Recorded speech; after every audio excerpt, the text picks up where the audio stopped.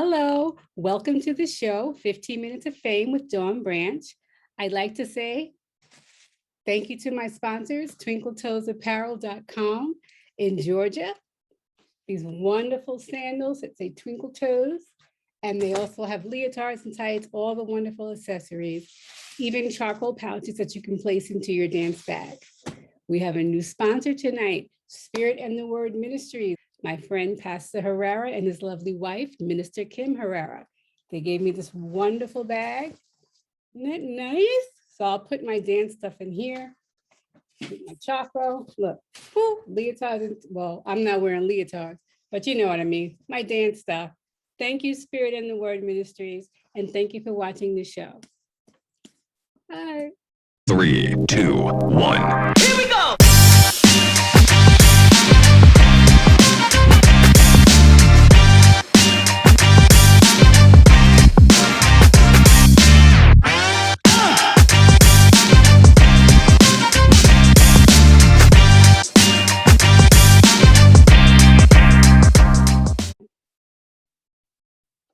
Good evening, everyone, and welcome back to 15 Minutes of Fame with Dawn Branch. Tonight's guest is the one and only Lady Holly from New York. Welcome to the show. Thank you. I was like, from Cali, live in New York. No way. Oh yeah, no, born in Cali, raised in New York. Oh, okay. Ma'am. Well, I didn't know that. Well, welcome to the show. Thank you. Thank you for having me. Yeah, so Miss Lady Holly, she is R&B. She is jazz. She's an author. She is, what else you got? I'm about to say a mom of 5. She's a grandma mom of 5, and she's also a life coach as well. Yes, ma'am. Welcome to the show. So she's here to share her journey with us. Her career is fabulous. I cannot wait to get into it.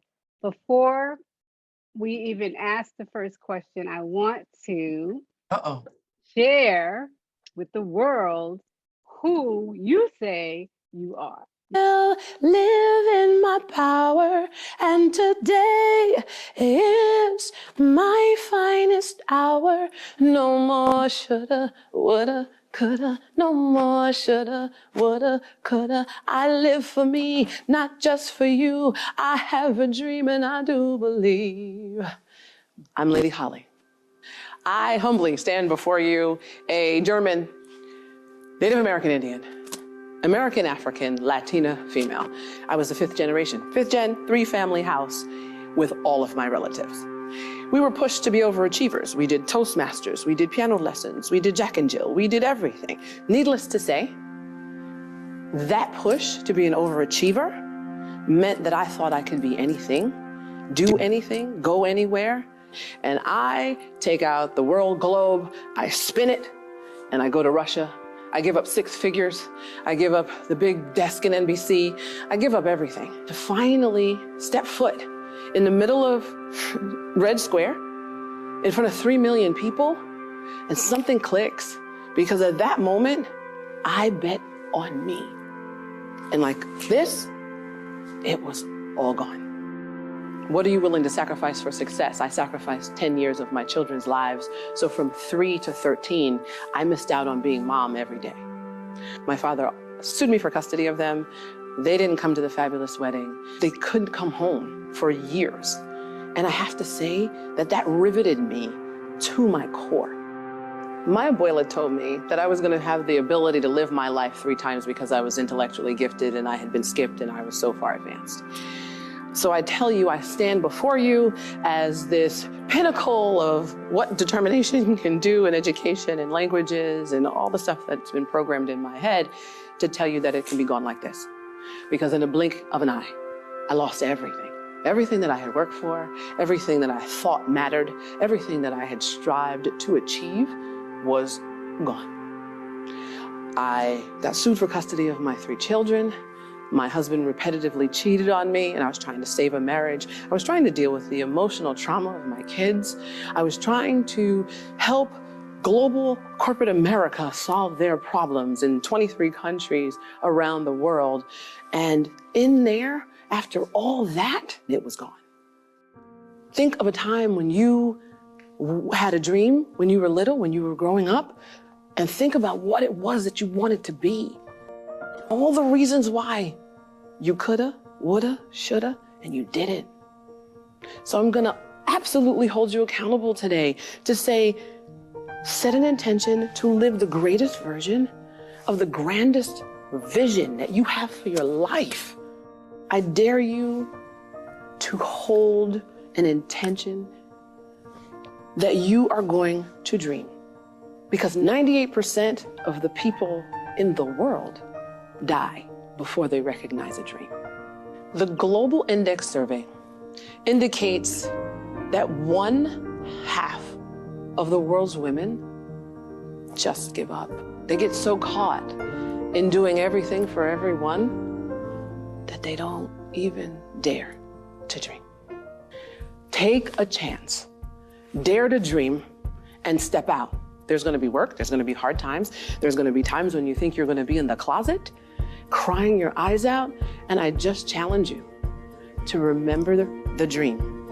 Remember to put the bet on you, and remember to roll the dice sometimes and leap. What's holding you back? Did somebody say fear? False, evidence, appearing real. So for you to even bring up the fact that you're thinking about fear means that it's got a voice in your head.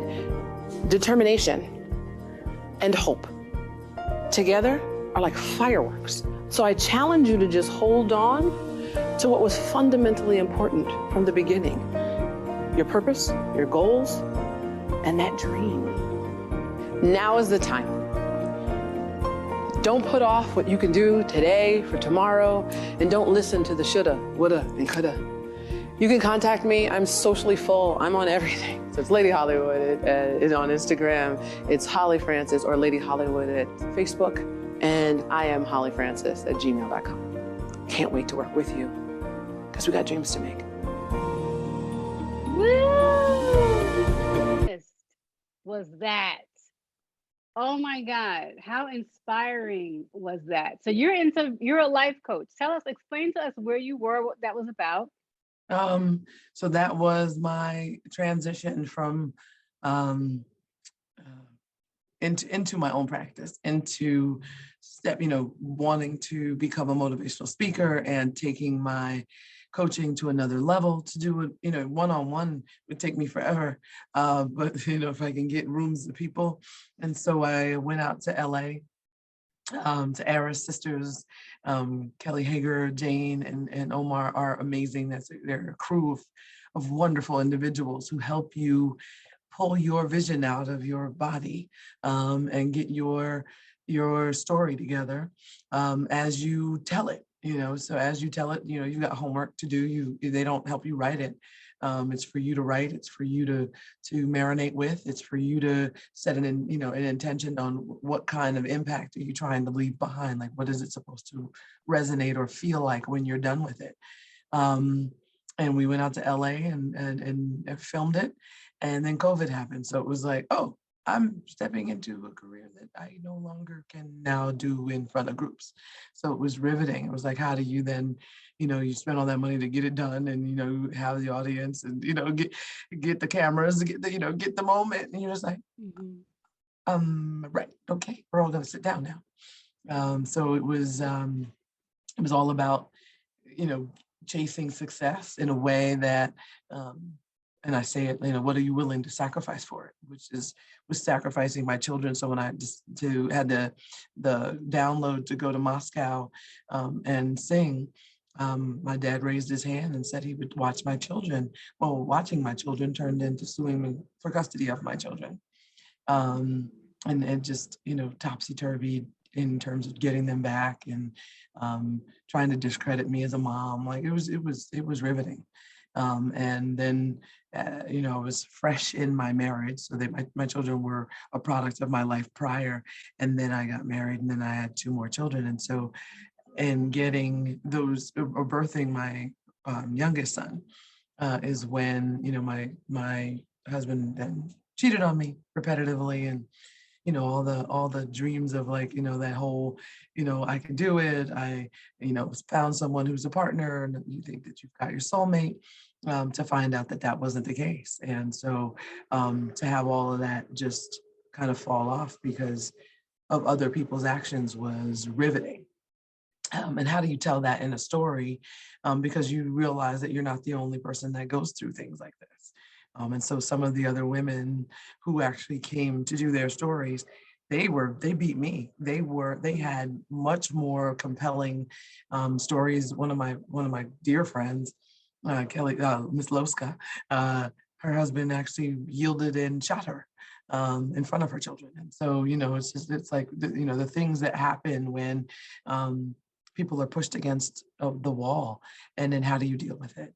And knowing that from down or from bottom, the only place you can go is up. So that's the beautiful part, is that it is in the test, there is a testimony that was where I derived another level of inspiration for myself. Wow, very interesting and just honest. Um, you find when you write, it just comes from your heart. Is this part of, Yeah. yeah. So with COVID now kind of being over, how are you managing now with your group? Um, getting more invitations to sing, really trying to curate those experiences more so than just jumping on the bandwagon. Hmm. During COVID, again, like you say, writing, so change direction in terms of what I was feeling. And so I combined it into this beautiful conceptualized kind of album around the frequency of love. Um, and so, yeah, so, putting those pieces together, because the frequency of love is so vast. When you talk about the hertz of the music, and to really delve into the 412 to the 9/7, like there's all these different hertz along the way. People use them all the time to sleep and to manifest love and to do all kinds of things. But Wonderful. And this yeah, is available on Apple and it will Spotify and be. all. It will Oh, it be. will I'm be. almost done. Okay.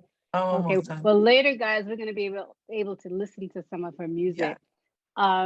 Let's start from the beginning with you, your formative years of training. How did that start?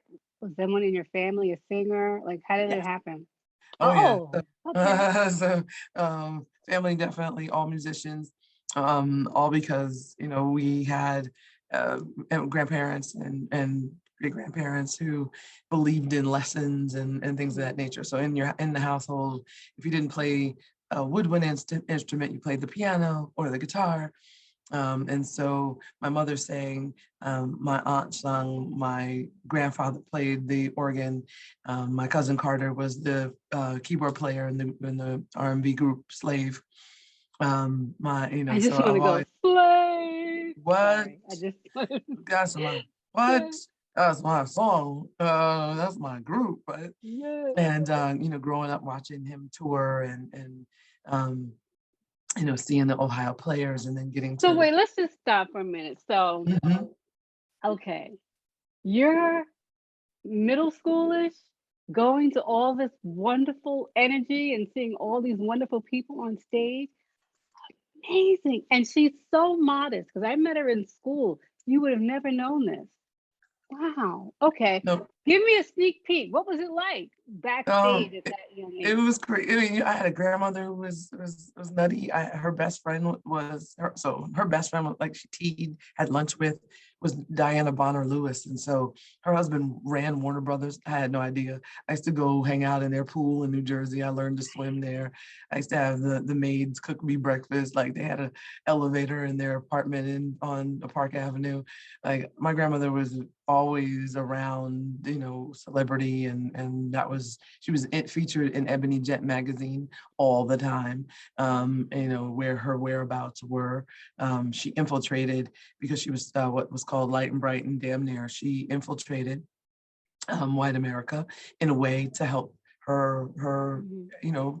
Black people in the movement. And so she was even instrumental in getting the African American exhibit at the World's Fair, and I actually have the picture of them signing it so that they could get the exhibit up in Queens. And so it was just I grew up in a house full of um, educators, and they every culture that we celebrated. And there was an order to the house, and there was you went to dance class. So I went to Bernice Johnson for a little while, and then I was like, everybody went to BJ's, right? But I was not a dancer. Peter will tell you I have a little bit of facility and no arch. My mom knew computers would be a thing, and creative writing classes, so I did all of that. And then on the day, when you get in junior high school and you get that thing where you have to go audition. And so I auditioned for music and art and performing arts. Those are the only two schools okay. I wanted now, to. Hold on. Now, your parents, they were from LA So my mom or was California?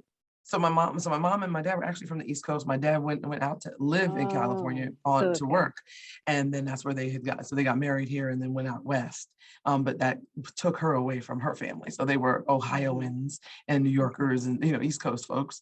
And then I was born out in California, and then she divorced him when I was around 6. So then she drove us back to New York, and we wound up living with all these people. I was the 5th generation in this one big old house in Laurelton, Queens, honey, and it was rich. It was it was like, oh my God, every floor had an elder or a cousin.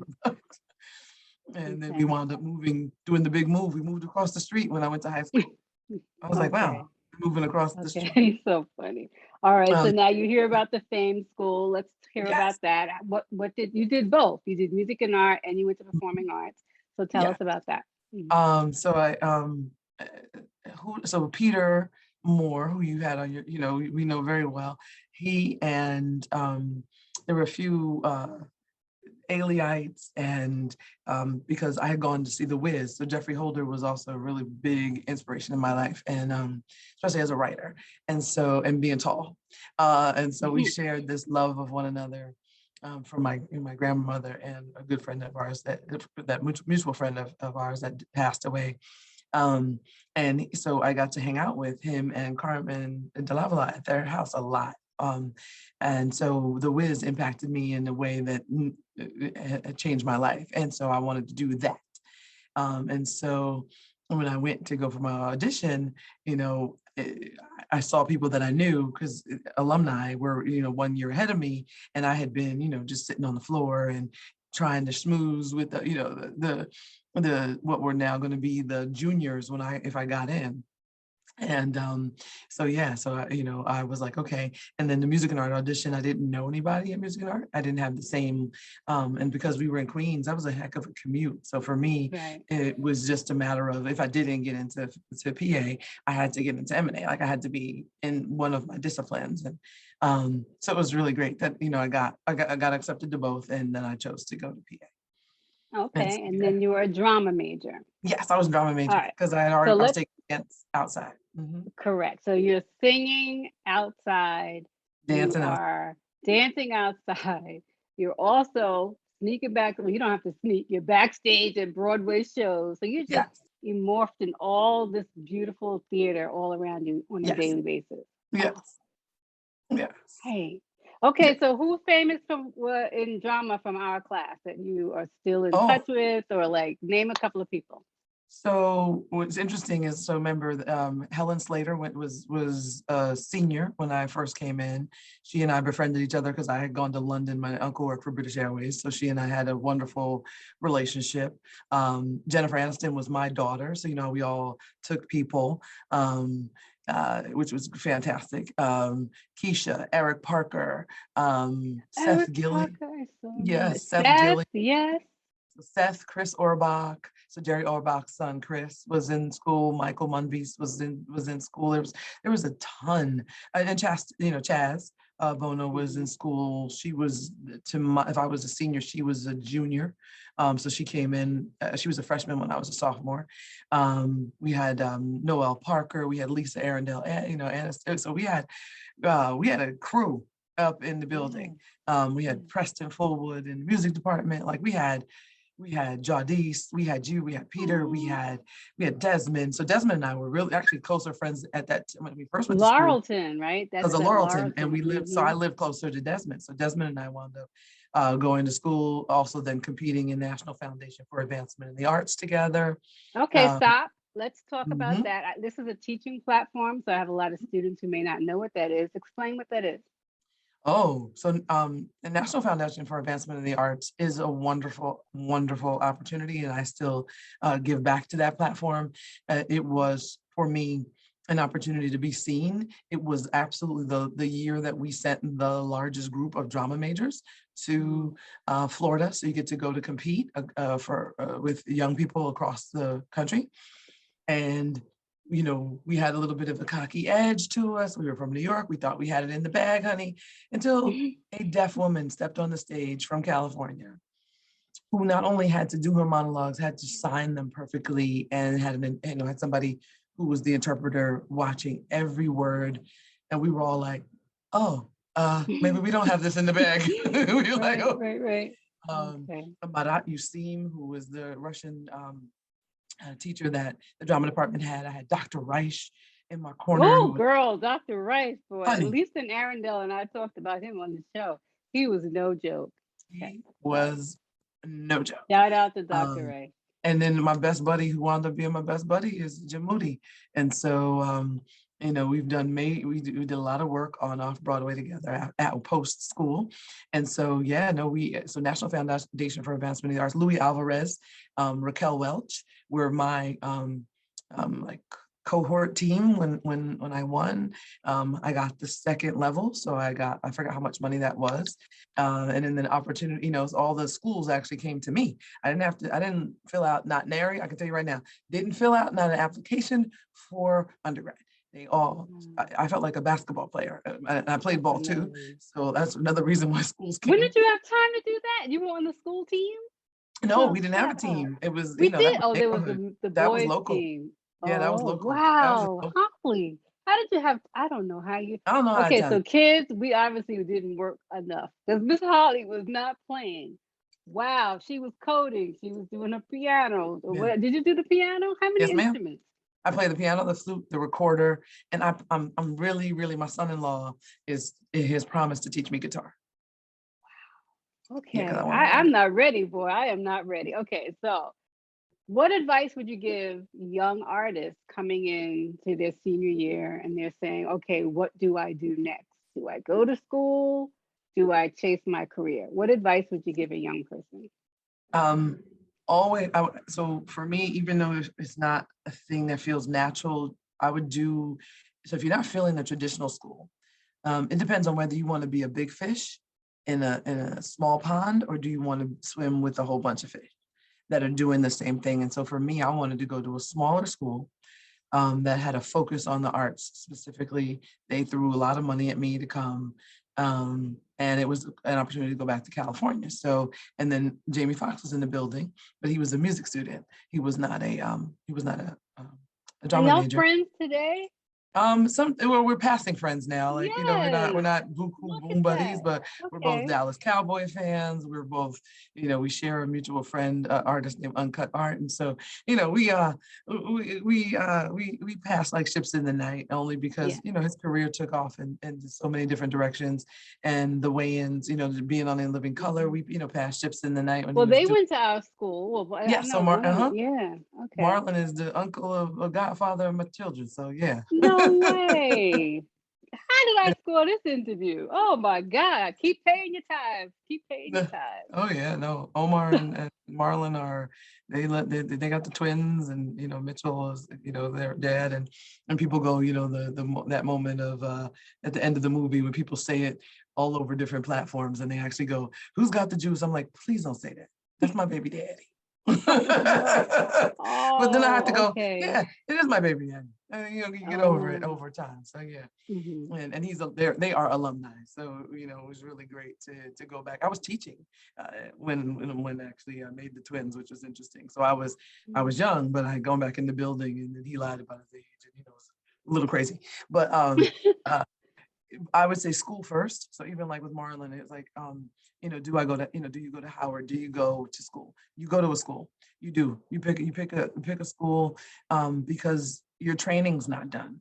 And while I love people and while I love talent, I like skill better. I can count on skill. I can pay skill to show up every night on time and do their job.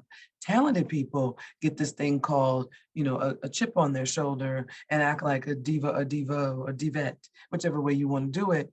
and act as though they have arrived. And when you feel that you've already arrived at such a young age, you are sadly mistaken. Because there's some formative hard knocks in this industry that you need to pay homage to in a way that hones you and balances you out and provides you with grace. Because when I went to Europe, if I had had that cockiness, if I had had that, very much New York centric, like I was the only person in the world and I knew what I was doing because I had studied all this stuff, honey, I would have got shown my, the door. And Anthony Apson, Britton Triton, like all of the drama faculty were very big on making sure you were humble. So regardless of whether you were in the industry or not, so you imagine when I was there, remember everybody was on the Cosby Show, everybody was interning, fighting, Desiree Coleman, who was at Music and Art, who lived near me in Rosedale, and was, like almost like a close family friend. And so we got to meet each other because I wanted to audition for Mama I Want to Sing. And He used to date my brother, by the way, sidebar. Get out of here. And so Lavetta Goodman was responsible for me singing in the PA gospel choir, to which we were 7 voices and we did our thing. And people didn't realize that we were so small, but we were mighty. So the sound that came out of our little Desiree, let's just go back to Desiree. Guys, if you don't know Desiree Coleman, Google her. Go look it up. Phenomenal actress and singer. Yeah. Okay, so y'all were all up for that part. Yeah, so she was in it. And so when she was working on her record, and right before I guess she got married. So it was weird in terms of when she left, and then Deatra Hicks wound up getting the role. And so that was, not a no-brainer. We had Keisha Lewis was in Dreamgirls. Like we had so many people on Broadway working, and we got the luxury of being able to usher and be around. So I got to see Whoopi Goldberg do her one-woman play, and I was like, yeah, that's what I'm talking about. Can we talk about that play? Was this the one that was with HBO? That's why I didn't get to see it in the theater, but I did see it on HBO. Long, luxurious hair. What? Right, genius. Wow, honey, so much at your fingertips. You were just taking in everything. I love it. Oh yeah. So let me ask you, wait, I want to, because, all right. So you completed college, you got your BFA. Yes, ma'am. Right? So you ended up in Europe. Is that how the timeline goes? So yes. What brought you to Europe and what was that like?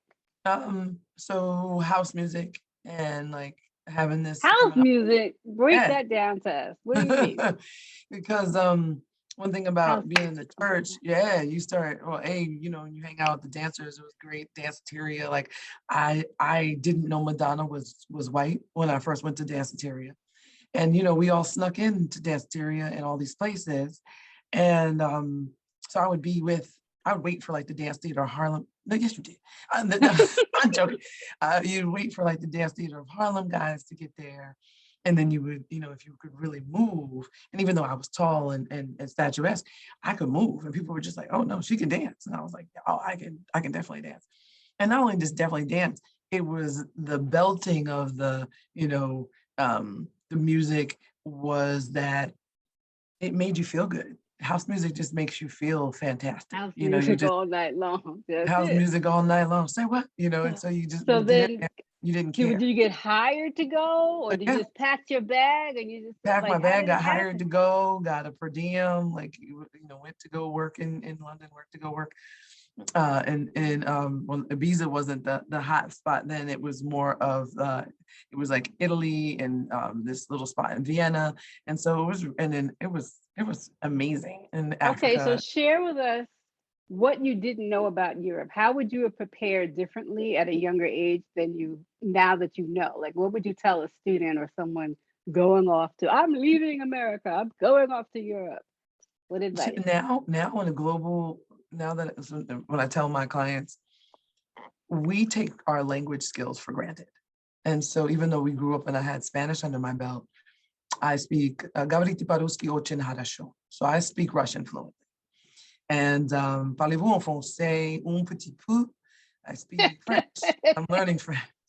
Okay. And I'm a Saganello. So I'm learning to speak Amharic because I love Ethiopia. And so what we do is we get into this very spoiled box that English is the only language in the world.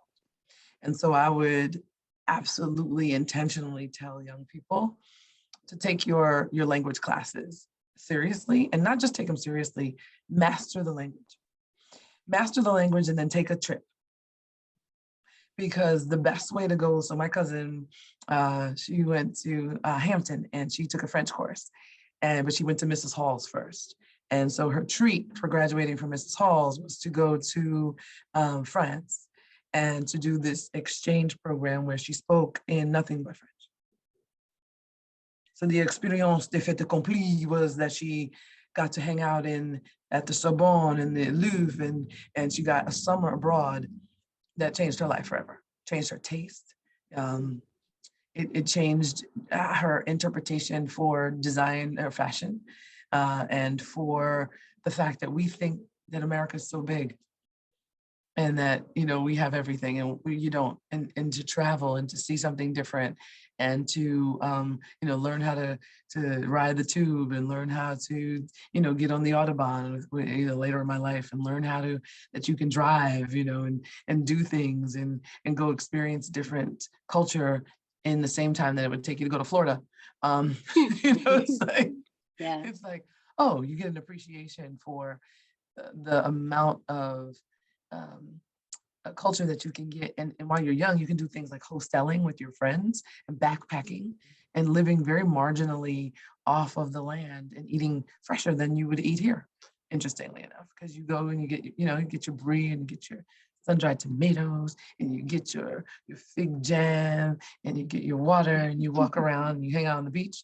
In Italy, it's a little different. You go get your pasta and you may not be able to afford the meat. Remember when we would go to the Chinese restaurant, you knew who had money in PA, boy, because if you had rice and gravy, you knew you were on the dollar program. And if you had some meat and some egg foo young in that bad boy, that meant you had a job. That's so funny. Can I just tell you, one of my girlfriends, I will not say her name, she went to our school, you know her, dancer. She did not know that performing arts had a cafeteria. I kid you not. We call her Hillary for, because she's so, she had no, I'm like, what do you mean? She's like, they did? Because she ate out every day. And anyway, girl, I just had to so when I first got sidebar. there, but that's that we come from Queens, this middle class. Yes. And I guess I didn't apply for the lunch program, and I begged my mother. I was like, no. I was like, did you watch the movie? I want hot lunch. So that pastrami day, yes. Yeah. We Just rolled bring me out back of to it. memory. No, one day we split the class in half, and Mr. McGraw was teaching dance, and half of us rolled out one way, half of us rolled out the other side. And then he dinged us all because we all came back because lunch smelled so good that we were like, ooh, we got to come back in there. And so, yeah, he was like, you rolled out of my class, didn't you? But we sure did. Oh, gosh. No, we had class everywhere. You did what? You had class everywhere. This is what I want to explain to people about the school, just the energy. It's like somebody can have a trumpet in the hallway, point twos, and acting a monologue, and you just kind of just walk by them like it was just another day. Like it didn't. It was. I love that school. Just, I'm glad you decided to come to PA. You, me both. It would have been a very different experience had I gone. Very different to music and art. Yeah. Okay, so now Russia. You go from Europe, right? So how are you getting these gigs? Like, do you have an agent at this time? And what is your advice for kids who don't have an agent?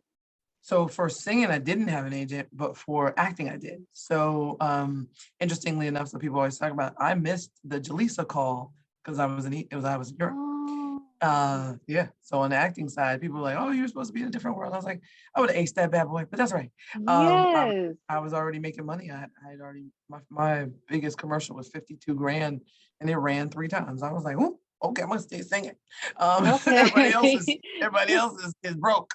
But no, so then I wound up becoming a fellow, and I wanted to, Oprah wasn't a thing, but I wanted to be Oprah. Like in my mind, that's, to this day, like, I'm almost where I think, the universe wants me to be, where I want that life of being on television like that on a day-to-day basis. And so I got enticed by an organization that was the news gathering agency for NBC, the BBC, and Reuters. And they traveled me all over the world and and I got to do all kinds of stuff. But even though it was, and I kept trying to sell them on the entertainment side of it for many, many years. And they're like, we're not doing entertainment. And I was like, darn it, you're missing a window. And so they went into financial, like news and television. And of course, Reuters wound up buying them. But when I wanted to take a break, I was like, I haven't traveled in a long time. I want to take a break here in New York. And I had my 3 youngest children. And so I went to my aunt's house, and my aunt was married to John B., who used to play for the Arsenio Hall show.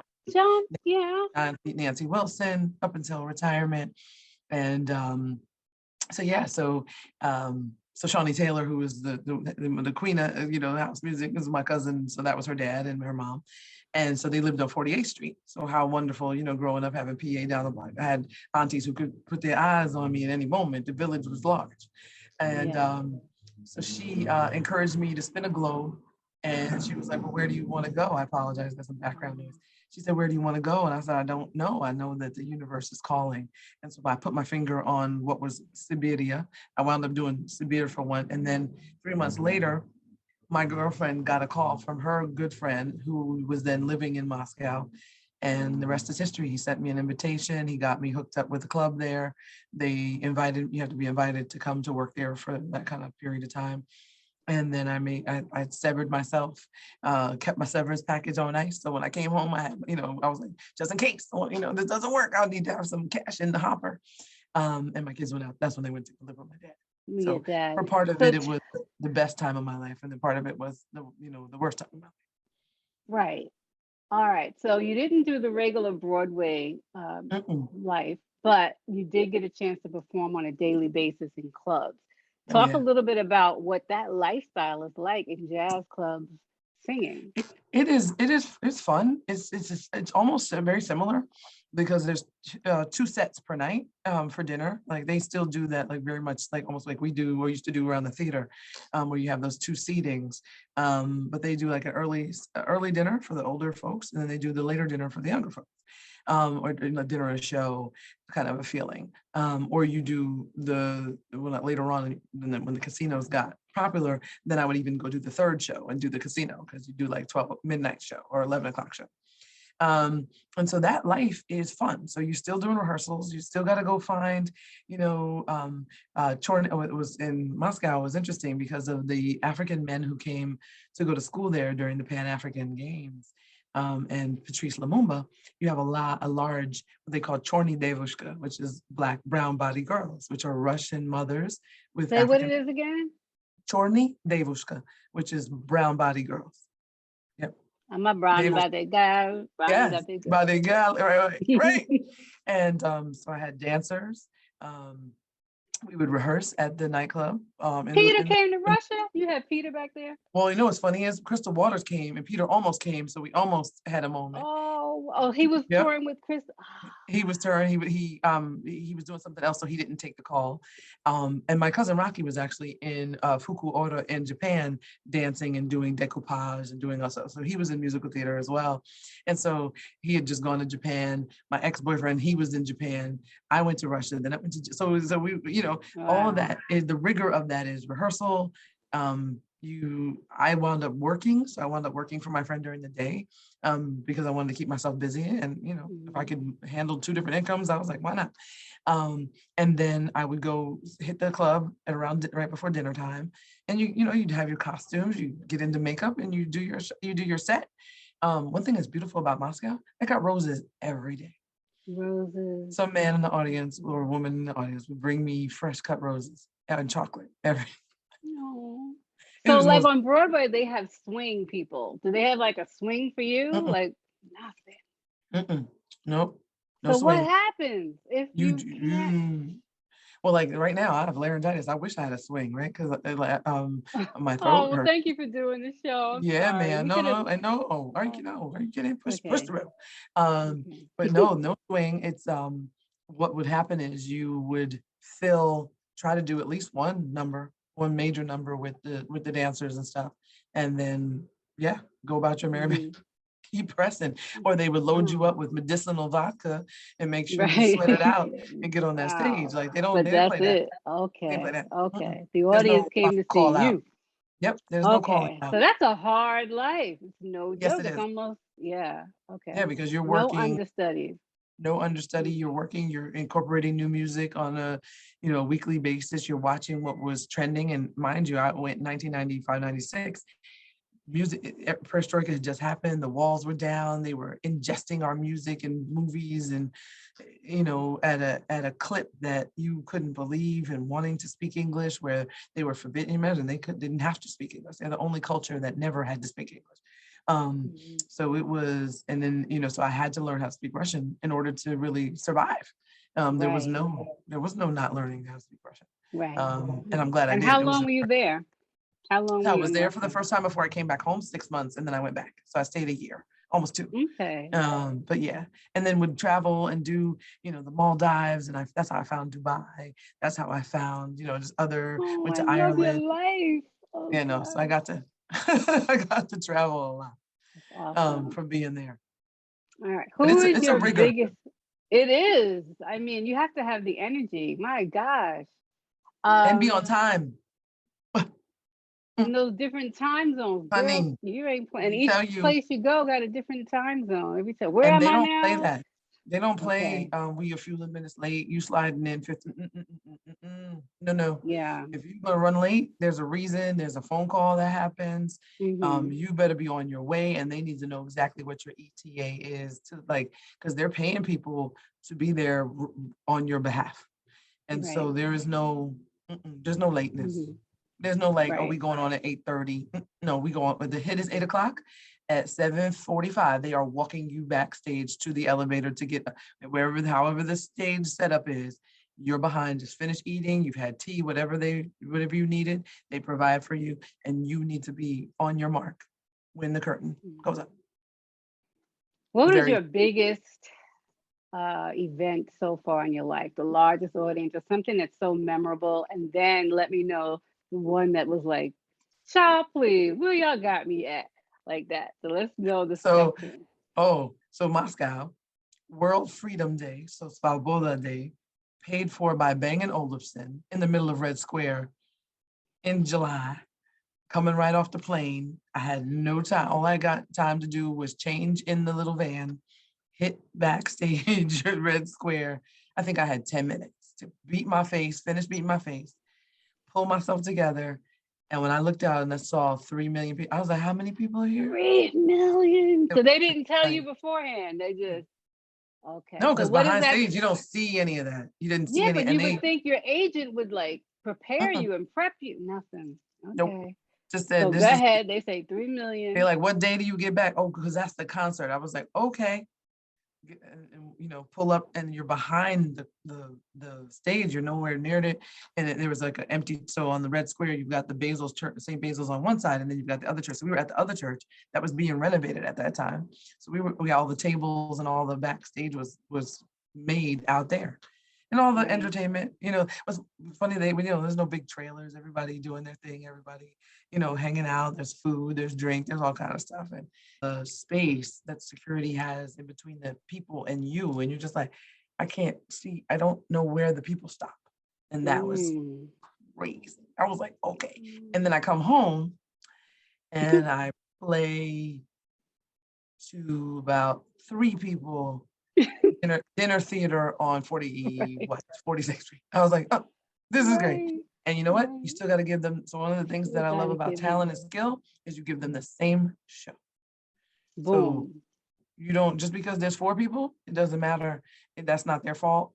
They're there to see you. They're there to support you. And you give them, sometimes I even give them a better show, a much more intimate, That's funny right. show. Because then I I can move love your them up. humility. Yeah, man, you can't. I've just watched. I mean, you remember that day we were outside, entertainer that we will remain nameless, who told us we were getting rained on while she was in her trailer, and she told us we needed water like the flowers. Yes. Yes. We will I not was like, say who that was. oh, we need water. Okay. Yeah. And Hey, Phyllis Hyman. Now I yes, love me some Phyllis Hyman. my So Cancerian sister. talk to the audience about your friendship Oh and yeah. how she was your mentor. So she, A, we were tall. B, we had these big voices. And as tall, brown skinned girls in R&B, there's this self-esteem issue when you're not what the industry is looking for. So my project with Arista had been, not happening. And I was performing at Sweetwater's, which was on the west side, actually near to where the new school is now, where Laguardia is, was up. And she was performing there, and Billy Eckstein that night. And my mother was torn because she was like, I love you, but baby Billy's upstairs. And I was like, well, go see Billy and then come downstairs and catch my show. Like, you can just sit in, you don't have to. And then Phyllis had a niece, and we had an alumni, Sutton. The Suttons were like really close to her too. And so the I got Suttons, as in the Apollo Suttons? Yeah. Oh. And so, yeah. So we can just take a break. Go ahead, I'm listening. So no, because you go to all these calls, you're at this stuff, you just wind up, and then I'm always thirsty for knowledge, and I'm always down to go where the universe takes you. Sometimes doing things. I got in trouble. My mother will tell you. She tells me that her whole head of gray is from me. Because some days I just didn't come home because I'd be sitting underneath somebody getting this knowledge, or, at the session, or at the gallery, Maya Kupri, at the gallery of wearable art, where we all, you got to be the mannequin in the window. We were spontaneous. We got that, I made that Metro car work before I came back into that two-fare zone in Queens. So the city was like oyster for me. But Phyllis was just a beautiful soul who just, had a sadness in her heart that you could just feel. And so to hear her and to see her was great when I got to see her. And I didn't know, I was too young to know the nuances of what really was happening in her career, but the stories were fun. The stories were fun. And the sister friend moments were fun. And matter of fact, Peter Moore was dancing with Patti LaBelle, and I, diehard Prince fans, right? So there's a whole crew of us that are diehard Prince fans. And so Patty was working with Prince for what would turn out that, hey, Mister, where's your daughter? That song. And so Peter had come off of the big hair, the new attitude stuff into this new moment that Patty was having. And it just reminded me of those days when Patty, she went to go write her book. And I wished Phyllis had written a book. Like the stories that came out of her mouth about folks, and about lack of opportunity, and about feeling as though you had to shrink in order to make other people tall. That moment was riveting to me, and that I would then experience it. And so those were like golden gems. Let me see. I'm like, I don't know that I have a favorite one. Old Friend. Old Friend. Oh, yeah. That's got to be my favorite song. Okay, so audience, here we go. We're going to take a listen, set this up before we hit play. So let's know about this song here. Oh, good morning, love. So, this is about that moment when you find that person, and people talk about it as like a twin flame moment, or just meeting your soulmate, when you don't want to not be with them. And so every morning you get to wake up with that person. It's just always a beautiful morning. That's what that's about. Well, here we go. Let's take a listen.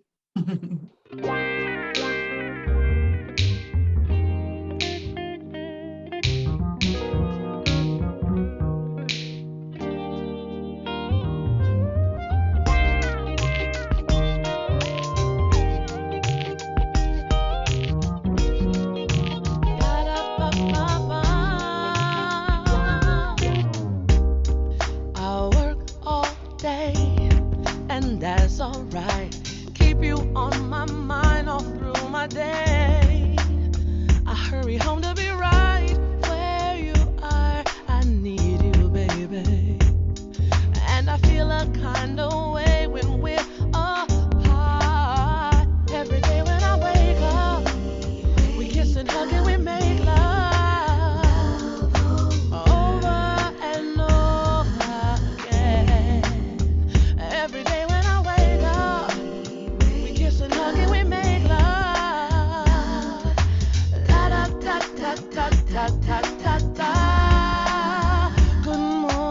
That was amazing. Thank you. So let's talk about, did you do the backgrounds? Did you write the So music as no. well? So we had done the song, and then a Motown producer, Michael Sutton, which is interesting, decided he wanted to give it some a live instrumentation feel. He felt it to do it justice. Emmanuel Anderson had done the first version of it, and then my label, which is Bedrock Records, we were about to put it out, and Michael Sutton raised his hand and was like, "Nope, I want to reproduce that for you." Played the instrumentation, brought in his background singers to change the backgrounds up and to make it skew it a little bit more jazzy. And then I wound up being nominated under Reverb Nation for Indie Artist of the Year for that, or Indie Record of the Year, and then Indie Artist of the Year, and I won Indie Record of the Year when that came out. Congratulations. Yes. So let's That talk song I about, love. yes, you sound like Phyllis, but your own unique way. Very earthy, very grounded, like I feel it right in my soul. I want to talk about publishing because you just said you had to bring outside people in. And I just had someone last week, her name is I Am Corinne. She actually went to our school as well. She's an indie artist. And she worked in publishing for like years. And we talked about strategizing and helping other people know what to sign to get the best deals. Talk a little bit about publishing and how that's important for these young artists in order to get paid. Oh yeah. Interestingly enough, I mentioned Prince. Like he literally got me when he had his website up. May he rest in power. Okay, I'm hanging up. Did you just say he called you? Did I hear No, that he didn't right? call me. He had his website up, and if you were in his club, you would go in and he'd have these discussion points in this library. And one of the things was that the copyright law was going to change as of December of last year, and that it was coming, and we needed to be diligent as musicians to own our stuff. Him doing the slave on his face was a hint and a half for us around how to own your masters. I think we saw the Beatles, like we saw people go through what was, catalog issues around them not owning the very thing that they wrote. And so for me, even now, the 100%ers, we've developed this thing through COVID because we really want indie artists to take back their artistry. Music makes people change. And so why do we get pennies on the dollar of the work that we create? Well, when you're an independent artist, you shift that dynamic. And so now that streaming is different, you get the ability to then name your price and do it yourself, but you don't have the marketing mechanisms behind you. So so publishing in and of itself is really about how you get paid off of a thing. So if you price it a single at, like you said, like we were talking about 99 cents, and it's unfortunate that 99 cents is what the work costs, right? Because when you break it down, that's, not the blood, sweat, and tears that it took to get it together. But out of 99 cents, an artist probably sees 3 cents. And so publishing is important because if you don't write, you're then paying a team. So people want to get mad at people like Pebbles or people who wrote for other people in the industry. It's like, it's all signed in your contract about recoupment of funds. So every time you use a car service, every time your publishing could be 23, I forgot what it was, 32 cents on the dollar, right? Is what you got. And the record company gets the rest because they recoup the funds. And so your publishing and your catalog are shared with them for this period of time. So I feel like James Todd and I were in the longest contracts. My original recording contract was 20 something years that I had to wait to get out of it. And for an album, I don't even remember now.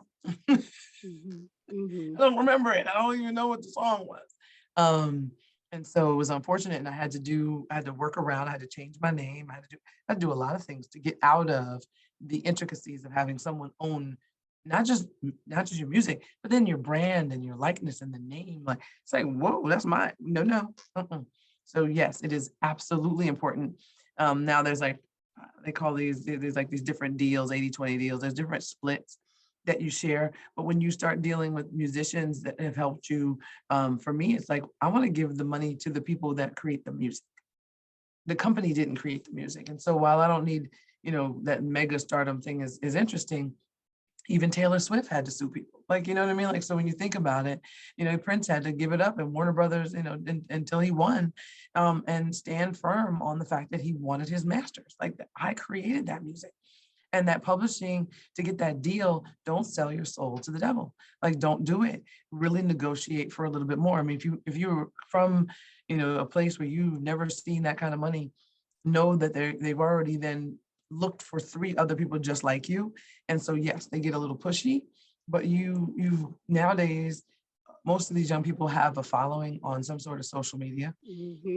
And so while you're building your social up and doing some of the things to get your name out there, even just to your immediate family, you never know.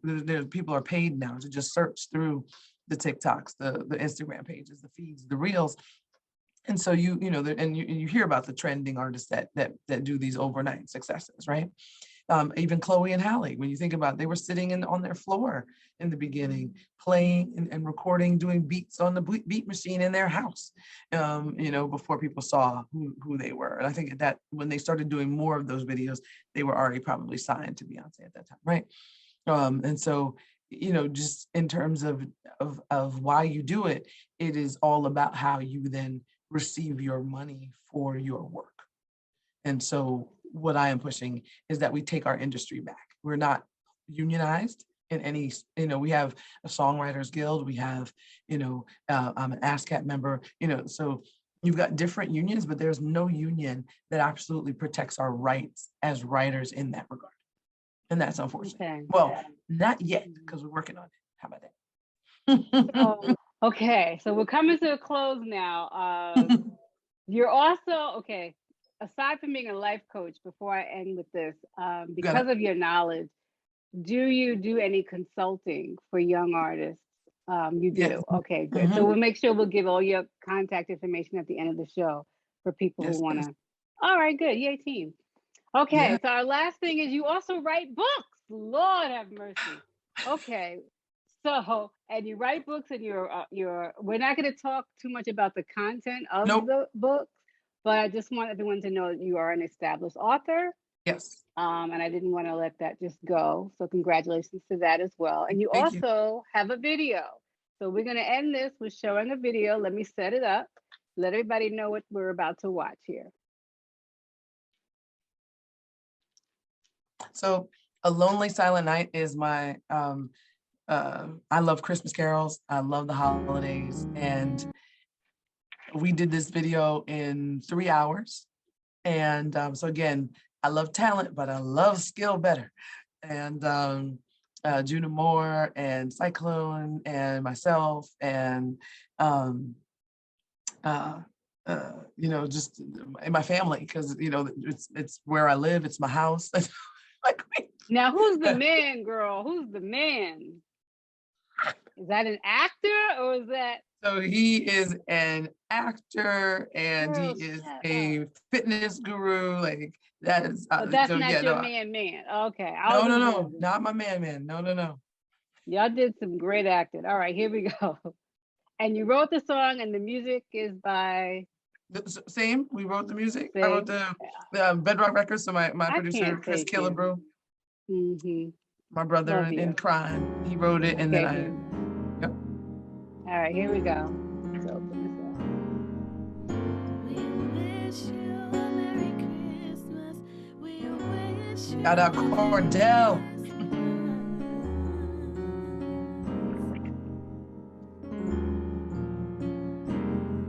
I don't miss snow at all. Just saying.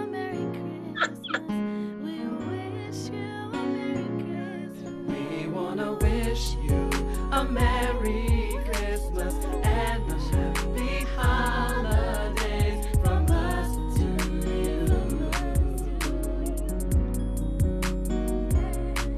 We wanna wish you a Merry Christmas and a happy holidays from us to you.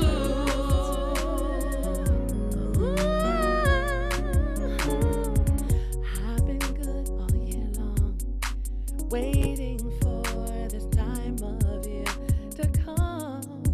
Baby, please tell me there's special gifts underneath the tree. Tiny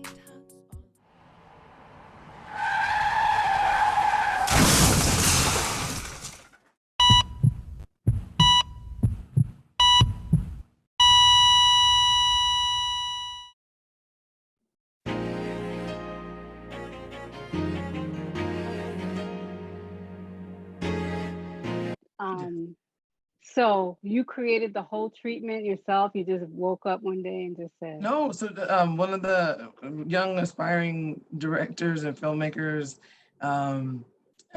was sitting with me and we were talking about it. So I was like, yeah, I'll give you an opportunity. So he took all of the ideas that he heard me talk about, put it in a treatment. It sounded good. We gave it to Cordell. He was like, I got it. I'll body this. And I was like, okay. it was beautiful. It was We had, beautiful. everybody Audience, on now where can they go to pull up the whole video? YouTube. So it's a On Lonely Silent YouTube. Night. Yeah. Lady Holly is like one of the only videos I don't really shoot videos. I'm one of those artists that I'm like Prince. I want to not be seen. Like Okay. I wanna be Excellent heard. job, by the way. It had me in Thank tears. you. It's so different. Like it was so unexpected, and he died on 12/25. I'm like, oh my God. Yeah, So no, that was all yeah, intentional. That was all intentional. I yes. got hate mail because people were like, "How you let that pretty man die?"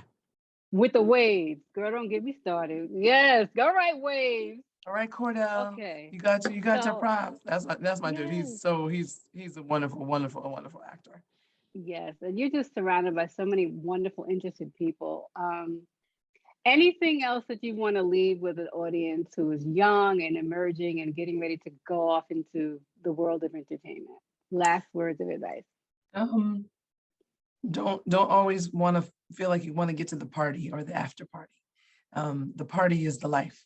It's being consistent. It's being able to, I know Jim, he's gonna be like, oh yeah, she said it, like prompt, present, prepared. Being someone that people can count on and rely upon to be consistent. And when you show up authentically, it's not hard to know where you're pulling it from because your source is that you've got a gift and that gift needs to be shared with the world. And so when you get to that place of delivering your craft, you're soaring on all pistons, firing on all engines.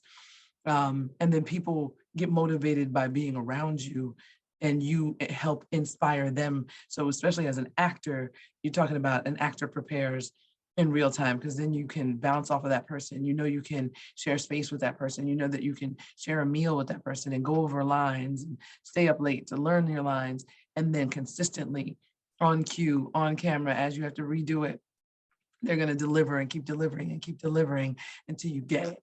And that even when you have to improv it, you have the skill to be able to know the context of what you're talking about because you've done your research. And that for me has been the saving grace. And then to know how to behave in the public eye. It depends on, some people want their brand to be sloppy. Lady Holly was a commitment to being that, you don't want to be, you can have fun, but at the end of the day, you want to be able to have a humility that makes people genuinely want to hire you, genuinely want to work with you, promote you, and follow you. Part of it is, you dancers, you took acting. You take people from a cold place and you make them feel warm. And the ability to do that night after night on cue is important. And not only then do you get paid really well to do that, you then impact people in ways you can't even imagine. And the same thing for the music. Music is inspiring on so many levels. It changes people's lives. Honesty, I love you, just comes out of you. The pureness, you definitely made me feel warm and fuzzy. I appreciate you. I love you. 15 minutes of fame, Miss Lady Holly. Last contact information, if they want to hire you for any gigs or reach out to you, how do we do that? Oh, ladyholly.com. That easy? Yep, Okay. that's it. That's as easy as it gets. Instagram, you can find me there too, but ladyholly.com. Lady Hollywood on Love Instagram. you. Okay. Love you. Thank you so much for sharing your time. Thank you Love you. guys for watching 15 Minutes of Fame, and we'll see you next week.